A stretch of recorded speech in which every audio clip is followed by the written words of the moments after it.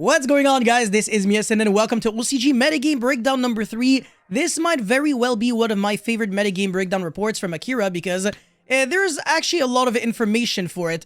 As you can see, we can actually scroll for a while because there's a lot of deck lists, a lot of text, so a lot of cover in this video. It's definitely going to be a great one. But before this video starts, make sure you like and subscribe. Check me out on Twitch and Instagram. And again, huge shoutouts to Akira for always providing these beautiful articles, man. Without him, I would have like way less good content to upload, so huge shoutouts to you. And now let's get right into it. Alright, so this report will cover 71 top performing decks, 14 tournaments during the span of 5 days, and like I said, Cyberstorm access, so that means that we have Chaos Angel, Bestial Dispatter, as well as new support for Super Heavy Samurai, and some other interesting cards. But however, nothing changes the fact that Tearlaments is still the best deck, even though it got no new support whatsoever. This is ridiculous, 36.6%. This is way better than the usual tier 1 performance. I want to see, if anything, this might very well be like very bad tier 0 or unfair tier 1, but it has to be maybe between like the two. Obviously, I'm not a big fan of like tier numbers and everything. For me, I just kind of like use it as a clickbait, but tier 0 is usually around like 60-ish%. But what happens when you're like 40% almost and the second best deck is only 11%? You really can't say that Tearlaments and Splight Trap Brigade are like performing equally, because it's really not true. Even though like people might say, oh, both are like tier 1 decks. I don't know, man. Tearlaments is really destroying everyone and their mother. People are even preparing themselves to beat Tearlaments, and it's still not enough because, again, every deck got a nerf in the ban list, which is ridiculous. But yeah, most builds are only playing Ishizu and Tearlaments, so no Kishtiras, and then 2 of them are playing with the Kishtiras, and then another one was with Shaddoll cards. It's funny because people used to like, everybody used to play like the Shaddoll cards, like Shaddoll Fusion and stuff like that, to like summon Shikinaga and then Sin Kelbeck, or like the Hail Shaddoll to like mill cards, and people are giving up on that. And Volcanic is also very interesting because there is the trap card that you can banish to like send a scatter shot and then burn your opponent, and also Regeki your opponent on the return. So it's not too bad, and it's good with Ishizu because you always get to recycle back your scatter shot so that you know that you can always resolve the Regeki effect. Anyways, like I said, the second best deck is Splight Trap Brigade. Not a big fan of that deck, but it's really good in the OCG still because they only really lost Toad, which was never really played in Splight Trap Brigade anyways. So it's not really like a nerf. And outside of that, like, yeah, sure, Jet and Starter to 1, but again, it's fine because the Trap Brigade engine itself is completely untouched. Alright, Adamantipator is always freaking interesting, man. Lawn Mowing Super Heavy Samurai, Ishizu Vernalizer Adamantipator. At this point, I don't even know what to say. Like, this is basically cards.deck. Like, it's not even, bro, it's barely Adamantipator. Like, you have some Adamantipator cards, and then the rest is just, like, other engines, and everything is Earth, so Block Dragon is broken. That's pretty much, like, the strategy of the deck, but holy shit, this is gigantic. This is the kind of deck that obviously is a 60-card deck, but if we could legally play, like, 80 cards or 100 cards, guaranteed, this would be the kind of deck to do it. Like, 100%. Oh my god. And again, they have 3 Block Dragon, man. The OCG is just built different. I don't get them. Anyways, Vernalizer, Adamantipator, and finally Splight Adamantipator, which I think might actually be the worst version here. But at the same time, I know that some people tried experimenting with that in the TCG, because, you know, you have Seeker and Researcher that are level 2, so it's cute, but I don't know if cute really cuts it. Anyways, Bestial. Okay, so Punk Bestial is very interesting because he gets to abuse Chaos Ruler, excavate your Bestial cards, and then you get to like abuse the Bestial Dispatter and stuff like that. So that's actually a really nasty deck that we're going to be covering very soon. And Labyrinth is always going to be like, you know, that good trap deck that it's pretty much like the new Eldritch. That's the best way to like summarize it, because Eldritch is just not really doing well anymore. It's really sad, but yeah, like, can I really see Eldritch here? Not at all. Yeah, that's a big rip. So Labyrinth is the new best trap deck out there for a good reason. I mean, as a lot of starters, of course, with Welcome Labyrinth and Big Welcome Labyrinth. Very insane recursion. The boss monster, well, kind of boss monster, it's such a joke to summon. The Lady Labyrinth, whatever, the 3k attack, 2900 defense. She's just insane, and you can use trap cards during the turn you set them if you're using Kukulok and stuff like that. So very interesting deck that can do some really nasty things. And the 2 builds are playing Ishizu, and then there are some other builds that are playing like Trap Heavy, and some other builds that are playing with a lot of the level 2 and like level 3 monsters, so like Chandra, Stovey, and Kuklok as well. And some other builds are not playing that, but they are playing a lot of trap cards. So they win more often going first, but maybe less often going second. Depends, because sometimes trap cards can be really good going second. If anything, might be better going second than first. So, for example, Weight Measuring is a card that makes your opponent send monsters they control to the grave until they control just one. But you can only activate this card if they control at least two more monsters than you do. So that's the reason why Weight Measuring is a board breaker going second, but going first doesn't really do too much. Anyways, purely this card, this deck actually got new support, so it's also not too bad. But I hate Purely. I think it's shit, and yeah, I don't understand what the deck does. Anyways, it's just like Zodiac for poor people. Anyways, Exorcister, Flunderies, Kashtira. Jesus, people, man. I don't understand some human beings. There is one field spell, one unicorn, and one Fenrir, and you're still seeing people play this deck. Like, what the frick? And no Wind Bearer statue. This deck sucks ass. Why are people still wasting their time with this? At least play this. Like, at least play Ishizu Kashtira Tier Elements. Because you're at least going to be able to play, like, the same amount of good Kashtira cards. But this is just, like, big copium. Zero logic behind playing this deck. Anyways, Valiance, this deck probably sucks. Adventure, Shizu Lightsworn, what the hell? Adventure, Melfi's Pride, Branded Ligma, Bestial Dragon Maid, Bestial Thunder Dragon, Kotalker, Mathmech, Endymion, Lawnwing, whatever, and then deck, Magician, Marincess Runic, I don't even care. Alright, let's get into tier elements now. Alright, so Alive, very original name. I wonder if he's still alive. I love how they always say that. It's always like team tournaments, and they're always like, yeah, this guy went 7-1. Okay, well, I mean, like, it could have been like anyone else, like in the same team, but alright. Anyways, most Ishizu tier elements build are now running Foolish Goods and Foolish Burial. That means that Ash is actually better than ever because there is a lot more cards to negate, because back then, like currently in the TCG, Ash against tier elements is pretty dog shit. Like, I wouldn't really play it against them.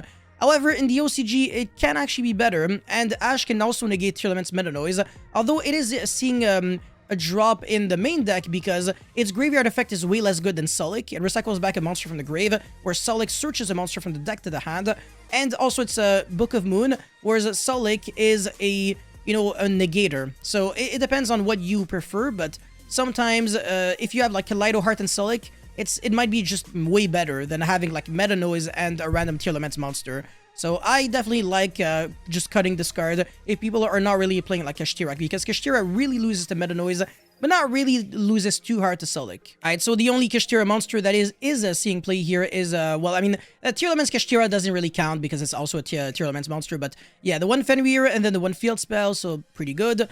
And then, yeah, maxing out again on every single Tier Elements and Ishizu monster, and then always double Shadow monster, triple King of the Swamp with a 1 Polymerization, 2 Scream, and then as many Foolish Goods as possible. I don't understand why this card is semi-limited.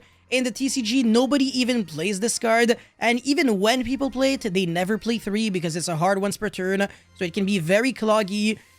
This is like one of the weirdest cards to see at 2 in the ban list. It's kind of like when they limited Shooting Riser Dragon, like, oh, big deal, oh my god. Instead of only being able to play 1 Shooting Riser, I can only play 1! No, this is so unfair, Konami. Anyways, the extra deck, whatever. Oh, where's Kit Kalos? Oh, I see, he's bad, no. Anyways, no Baguska in the extra deck, which is also very freaking interesting because I think it would be pretty nice against Sprite Trap Brigade, but nope, apparently I am wrong. Redoer, of course, because of Sharon, and sometimes because of Reno Heart, you can trigger its graveyard effect and then revive back and then discard some stuff and do some stuff. And then Zeus, Sprite Elf, Sprint, the Ossa, Masquerina, Underworld Goddess. Are people summoning like Towers-esque monsters, or this Goddess is just for fun? Because, yeah, I mean, I guess you can Masquerina into Goddess on the opponent's turn, but Masquerina into Sprint is actually pretty nasty. Anyways, so the side deck has 2 Druid Worm as well as 1 Magnamut. No Baldrake, because Baldrake is only really good if you're playing a lot of Bestials. If you're not, he's not worth it, because you're never really going to be able to, like, trigger its other effect to, like, banish a monster your opponent summons, because you're never really gonna have, like, another monster on turn 0. So Baldrake and another Bestial is broken, but Baldrake alone is ass. You might as well just have Druid Worm alone. So this is definitely very logical. And then the third Ash as well as the Droll. This guy felt like he couldn't really play like 3 Ash in the main deck because the deck is already very tight. so he doesn't really want to sacrifice on consistency, and playing over 40 cards just doesn't really make too much sense. Like, you might as well just only play 2 Ash. So yeah, I mean, I actually really agree with this deck list. It's absolutely beautiful to look at. It's very consistent, maxing out pretty much on everything that can get your stuff going. And in a world where there's only, 2 field spells instead of 4, and there is no Kid Kalos, I understand the logic of playing all the foolish cards, but it's just that right now it makes no sense. But in this, hypothetical format, well, hypothetical for us and actually legit real format in the OCG, everything I see on the screen right now, to me, is just absolutely perfect. And yeah, Forbidden Droplet over Dark Ruler because it's better in the mirror match. Alright, so now we got Shroud Brigade. The main deck has pretty much nothing interesting. However, the side deck has Ghost Ogre and Drool and Cookbird. So what are we really trying to Ogre and what are we trying to cook with a Drool? The answer is very obvious. We are trying to Ogre the Super Heavy Samurai. I forgot the name, Prodigy Wakushi, and it's a pendulum monster, so if you Ogre it, it's really gonna hurt a lot. There's that, and also Droll and Logbird against the deck is pretty nice, because if they go search with the bike, which is the level 2 monster that discards itself to search a Super Heavy Samurai monster, you can just go Droll, and then they just pass turn, because all they really do is just abuse the Soul Piercer graveyard effect like 20 billion times, and if, nothing resolves, well, their deck sucks, and they're not going to be able to do anything. Now, you might be thinking, okay, but who plays freaking Super Heavy Samurai?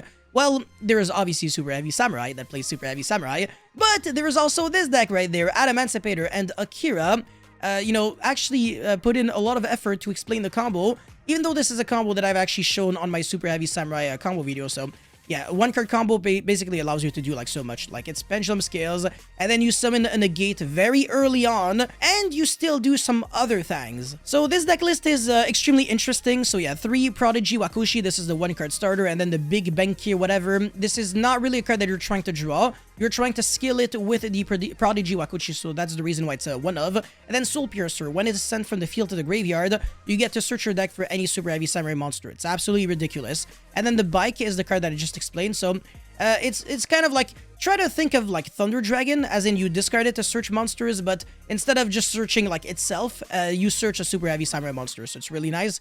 And then this boy right here, you equip it from the hand to a Super Heavy Samurai monster, and then you contribute it to special summon a Super Heavy Samurai monster from the deck, so really cool card. And then we've got some Ishizu cards, so only 1 Mudora, 1 Kelbeck, very freaking interesting. Yeah, I mean, it's a 60 card deck, but is milling really that good in the deck? I guess, maybe. I forgot what this card was. And then we've got Tackle Crusader, the boy that revives itself back when it's sent to the graveyard. No Foolish Burial, which is extremely interesting, but I guess there is lawn mowing, so it doesn't matter. Alright, the Water Boy that gets you an extra normal summon for like a water or earth monster, something like that. And it's a level 2 monster, so if you summon like Dragite and you have an Adamancipator, you revive it back, and then you just like get a free summon, and you do something. So this card is actually really nasty. And finally, this deck is playing Galen Granite, and oh my god, Power Tool, Braver Dragon. So I've made a video on Smoke Grenade very recently, and I've explained how Smoke Grenade was just a stupid card that has no business existing into this game. So this deck does not even play Isolde, and it still plays Equip spells because of how unfair Power Tool Braver Dragon is. Basically, you're going to be equipping your Smoke Grenade from your deck, hand, or graveyard to the Power Tool Braver, and on the opponent's turn, you're going to be using the effect of Smoke Grenade to the Power Tool Braver, send the Smoke Grenade to the grave or like destroy it or something, negate the effect of an opponent's monster, and then the Smoke Grenade triggers so that you can look at their hand and make them lose a card. Something like that, but it's just ridiculous. So this deck just does so freaking much. And really good through Nibiru and stuff because of Quakimaru Guardian and those annoying things. And also, this deck is the kind of deck where you have to max C on like draw phase or standby, because otherwise they can just go like normal summon Quakimaru Guardian, and your max C will just not resolve. And he also is playing a few outs to max C, so Ash as well as Call by the Grave definitely makes sense, but the Call by the Grave can cuck you, because if you use Call by the Grave, your Super Heavy Samurai monsters start doing nothing. So I really do recommend always maxing on standby against this deck, just for safety purposes. And also, like, I don't know if they have any inherent summons outside of Gigantus. I don't think so, but Block Dragon, but that doesn't really count. I mean, same thing for this, because they're never really going to have like any earth monsters on like the very start of their turn 1. But yeah, very nice extra deck as well, just a bunch of gigantic monsters. Appaloosa, 0 Boros, extremely massive synchro monsters, like holy shit. and Naturia Beast. Yo, good luck. Have fun against this deck. It looks cancerous. And Naturia Barkion, adding insult to injury. Yeah, let's try to pull up like a Uzman combo where we summon Naturia Beast, Barkion, and Archlord Christia. No spells, no traps, no special summons for you. Have fun, Merry Christmas. But yeah, this is absolutely disgusting to look at. All right, now we've got Bestial Punk. I don't even want to pretend like I understand what this deck does. But yeah, Assault Synchro. I don't know what this card is. 2 Branded Beast. I kind of have cancer just looking at this because this card is always usually a one-of. So yeah, very interesting. But they have Chaos Ruler, so am I really gonna have to waste my time on this deck list? Nah. Oh, one interesting thing though. I like this. Haha, this is spicy. He is playing a big ass, and I mean a big fat ass Zeus package. This is the Galaxy Eyes, I think, Prime something Photon Dragon, and then the C62 Neo Galaxy Eyes Prime Photon. Long ass name, but basically you're going to have like a Zeus with like 10 billion materials on top of like all those monsters. Oh, and you can OTK at like the speed of light because you use 2 level 8 monsters, which is very easy to pull off. So the Foxy Tune or something that you revive back off of Deer Note, as well as the Chaos Ruler. One single Xiamen does that, and then you summon that, and then you slap that on top, and then the Zeus, whatever. So this is just ridiculous. And this boy is big, by the way, very fat. Can get a lot of attack if you have the Galaxy Eyes Photon Dragon underneath, but I don't think this is really relevant, so it's really just to have like a big-ass Zeus. And there's also the Galaxy Eyes Photon Lord, which is a monster negate, so if you want to stop Nibiru, there is that. But there is no Galaxy Eyes or Photon card, so nothing that you can search on your opponent's turn. It's so unfortunate, man. Galaxy Eyes just does it better. And also, Harbinger also happens to be a Galaxy monster, which is extremely funny. Yeah, again, nobody knows that, but a bunch of really nasty, big Xyz monsters just conveniently happens to be a part of the Galaxy Photon archetype, even though Harbinger was never played by Kite in the anime, so this is very sussy. Well, to be fair, this card wasn't either, so all of that makes no sense. Anyways, a beautiful deck list, but I don't understand jack shit, so we're just going to be moving on. This is the Labyrinth build with Ishizu and with Furniture. So what Akira means with Furniture is, you know, Chandra, Stovey, Kuklok, the builds that try to do things on turn 0. So by the turn they start their first turn, they can already start using their trap cards. However, this build does not play the field spell, which is very, very interesting. And it plays a bunch of random one-ofs because you can search them at the end of the day with the big level 8. And you can use them very quickly, because again, the Kuklok allows you to use trap cards during the turn they were set. So this build is good going second in a way, because again, you can start doing things quicker, but the issue is that you might just break on not enough trap cards, to the point where even if you win the dice roll, you might still lose, because you might draw like whatever 4 monsters and only 1 trap maybe, and it's just not going to be doing anything. And these Shizu monsters to me just don't really look too good, but they are a very good counter to the Tearlament strategy. And if you can go Chandra and Stovey, discard the Modora or Keldo, you're going to be able to do a lot. So obviously set the Welcome Labyrinth or Big Welcome, and you're going to be able to shuffle back 3 cards from their graveyard. So that's the reason why these Shizu monsters are there. You're not even going to like try to use their in-hand effect to summon themselves. That's really not the goal. The goal is really just to discard them. I've actually made a video where I was doing that, but with Danger Bigfoot. So I was destroying cards on turn 0 with Chandra and Stovey. So that was cute, but it's not like I can say that it's really good or anything. It's just fun, and that's it. That's all. Well, fun for you again, but it's not fun for your opponents. Kind of like sacking the Infinite Impermanence and Altergeist Multi-Faker. The most skillful and enjoyable 2-card combo to witness. Anyways, side deck, finally Dino Resto of Pankratops. I have not seen this card in a hot minute. By the way, I just realized this guy is siding these Shizu cards. Very interesting. But yeah, nobody is siding Pankratops, so this is the first guy I've seen side deck this card in months, honestly. And oh, okay, so he's siding the field spell, the Ash because it's getting better against Tearlaments, and then obviously King of the Sky Prison, Deck Devastation Virus. And now this is purely, so again, I don't understand jack shit, but everything is a 3 of, pretty much. So all the monsters, all the spells, you don't even care, honestly. And then you play a bunch of hand traps. This deck is very bare minimalistic in terms of deck building. I feel like a 5-year-old could probably understand how this deck functions at this point. The issue is I'm not a 5-year-old, I'm actually dumber than that, so even I can't understand, which means that we're going to be moving on. And by move on, I mean end the video right here because this is the conclusion. And yeah, like I said, tier elements did not get any new support. However, they're still broken because, you know, fusing and summoning purple cards is broken and everything else sucks, man. I always repeat myself. Anyways, thank you guys so much for watching. Don't forget to like and subscribe, and I'll see you guys very soon. Peace.